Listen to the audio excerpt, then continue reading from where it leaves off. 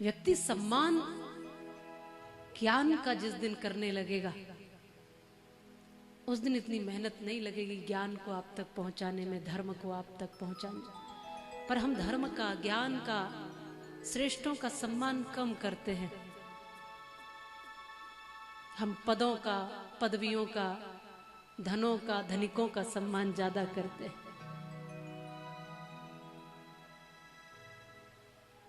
और फिर जहां सम्मान मिलेगा व्यक्ति तो वहीं भागेगा ना। आप बताइए, कोई 10-10, 12-12 वर्ष गुरुकुल पढ़ के, अध्ययन करके, संस्कृत पढ़ के, रात और दिन नियम संयम से जी करके जब वो कार्य करने निकलता है तो कितना आप सम्मान करते हैं? कुछ भी नहीं।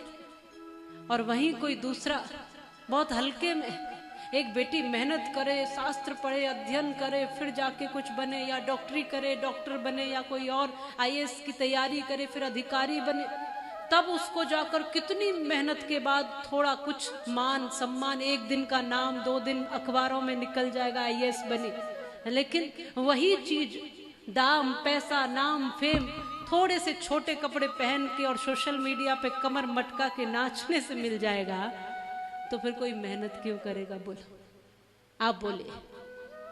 पैसा भी मिलेगा, नाम भी मिलेगा, व्यूज भी मिलेंगे, सम्मान भी मिलेगा, पहचान भी मिलेगी, खूब सब मिलेगा। किस क्या करके? बस थोड़े से छोटे कपड़े करने हैं और बस थोड़ा सा नाचना है, थोड़ा सा बनावटी बनना है, बस इतना सा काम लगेगा। तो फिर व्यक्ति किस तरफ आकर्षित होगा? वहीं जहां मेहनत नहीं लगे और सम्मान ज्यादा मिल जाए। इसलिए जिस दिन ये समाज धर्म को, ज्ञान को, ऊंचाइयों को, श्रेष्ठताओं को, सत्य को सम्मान देने लगेगा, उस दिन ये भारत विश्व गुरु की ओर अग्रसर होने लगेगा। उस दिन ये भारत की दशा दिशा बदल जाएगी जी। इंसानों को छोड़ दो, हमको तो छोड़ दो, तुम अपने देवताओं को कितना सम्मान देते हो? बोलो।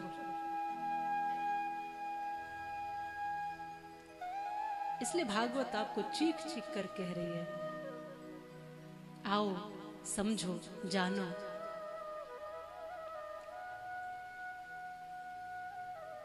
कुछ बनो और मेहनत करके बनो। आज मेहनत नहीं करना चाहता और सब कामयाबी पा लेना चाहता। आज का जमाना बहुत फास्ट, जल्दी से कामयाबी मिले, जल्दी से पैसे कमा लो, जल्दी से नाम कमा लो। 3 घंटे की बैठकर कोई कथा सुने, ये बहुत बड़ी बात है। हम तो आपको प्रणाम करते हैं कि आप बैठ के कथा इतने आनंद से 3 घंटे सुन लेते हो। आज की युवा पीढ़ी में बैठकर कथा सुनने का पेशेंस बचा नहीं है। हमारे बुजुर्ग, जिनको यहाँ तक कि बहुत कम सुनने की जरूरत है, इनका जीवन, इनका अनुभव इतना हो चुका है कि अब इनको इतना सुनने की भी आवश्यकता नहीं है, फिर भी वो बैठ करके पूरे 3 घंटे सुन लेते हैं। आज की पीढ़ी को आप कहो तो 5 मिनट बैठना मुश्किल हो जाता है।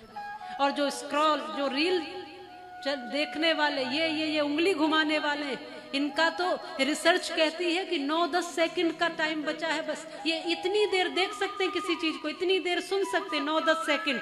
सेकंडों में हमारी सुनने की क्षमता हो गई है। बताइए हम कथा किसको सुनाएं? सेकंडों में सुनने की क्षमता है। बस क्यों घुमाते, ये ठीक नहीं, इनके बाल ठीक नहीं, अच्छा इनके कपड़े ठीक नहीं, ये बाबा ठीक नहीं, ये महाराज ठीक। ऐसे कथा सुनोगे? कथा सुनने के लिए पहले व्यवस्थित होना पड़ता है, पहले अपना मन बनाना पड़ता है, पहले आसन लगाना पड़ता है, फिर आसन लगा करके मन में अपने इष्ट को बिठाना पड़ता है, फिर जो कथा सुना रहे हैं उनको गुरु तुल्य समझ करके उनके सम्मान, श्रद्धा उन पर रखनी पड़ती है, और फिर जा करके आप बिल्कुल धैर्य के साथ उस बात को कानों से सुनते हो, अपने हृदय तक उतारते हैं, और हृदय में पहुंचकर जब वही बात आपके व्यवहार, वाणी, जीवन, कर्म में उतरती है, तब जाकर पूर्ण रूपेण कथा आपका कल्याण करती है। तब कथा कल्याण करती है। राजा परीक्षित जैसे बैठे हैं, उनको कोई किसी चीज की चिंता नहीं, केवल कथा श्रवण, और कथा श्रवण करके कृष्ण चरणारविंद में स्थान पाना। इसलिए हर नारी को अपनी गरिमा समझनी होगी, हर पुरुष को अपनी मर्यादा समझनी होगी, हर बालक को अपना कर्तव्य समझना होगा, हर बालिका को अपना धर्म समझना होगा। ये समझना होगा, राम का देश ऐसा बेढंगा नहीं हो सकता। राम का देश तो रामत्व से पूर्ण होना चाहिए, तब तो राम कथाएं सफल होंगी। ऋषि मुनियों की संतानें हैं हम, ये भूल चुके हैं। इसलिए पुनः कुछ अच्छी कथाओं को सुनो, पुनः कुछ अच्छे ग्रंथों का स्वाध्याय करो, अच्छे चरित्रों को पढ़ना शुरू करो। आज से एक चीज और ले लेना, हर रोज एक अच्छा चरित्र पढ़ेंगे आप, या तो किसी संत का, किसी भक्त का, किसी वीर का, किसी विदुषी का, किसी वीरांगना का, किसी क्रांतिकारी का, किसी देशभक्त का, एक एक करके आप प्रत्येक दिन, अब से आप एक नियम ले लो, कम से कम पूरे श्रावण मास के लिए एक नियम ले लो कि हम संतों का चरित्र पढ़ेंगे, हम भक्तों का चरित्र पढ़ेंगे, हम वीर वीरांगनाओं के चरित्र पढ़ेंगे। एक चरित्र रोज पढ़िए और फिर अपने बच्चों को पढ़ाइए, अपने बच्चों को सुनाइए, तब जाकर के राम प्रकट होंगे। राम ऐसे ही प्रकट नहीं होते। कलयुग है आज, कलयुग में बाहर बाहर का धर्म रह गया है, भीतर धर्म बचा कम है।